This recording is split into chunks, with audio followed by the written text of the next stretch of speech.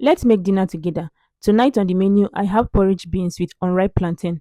These days, I actually prefer using the unripe plantain to cook beans instead of the ripe ones. In my head, unripe plantain has more iron, while the ripe is just more of sugar and carbohydrate. Since beans is already heavy on carbohydrate, I like balancing it with unripe plantain. That's my own small food logic, shower. First thing first, I washed the beans properly and placed it on the stove to start cooking. My plan was to sieve out that first water before continuing because it just makes the beans lighter and more cleaner to eat.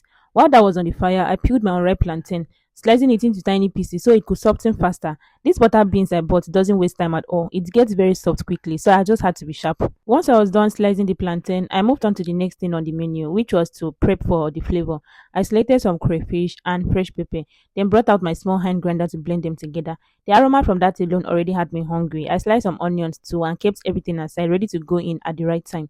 When I checked back on the beans, it was already soft enough, so I turned off the gas and sieved out that first water like I planned to. For this first wash, I had to wash these beans multiple times so as to remove all those yama yama from the beans. Then I poured it back into the pot, added plantains, I went in with water, gave it a good stir, covered the pot and allow it to cook properly on the stove. Few minutes later, it was time for seasoning and other ingredients. So I poured in my blended crayfish and pepper mixture first, stirred it in, then added some salt to taste, and then seasoning cubes. I gave it a good mix, textured it to be sure the flavor was balanced, then covered the pot to allow all the ingredients marinate together inside. Not too long after, the beans was looking so ready and smelling so good too. I brought it down from the fire and placed a frying pan to quickly fry the onions.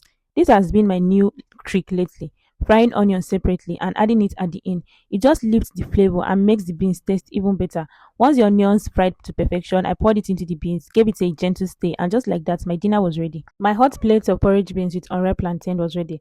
Honestly, I don't know who invented this combo, but they deserve an award. If you're watching, make sure you bring your plate. I beg before I finish it. Thank you so much for sticking around. If you're not following me, make sure to give me a follow, and I promise you, you're going to love it. Here, I'll see you in my next vlog. Bye bye.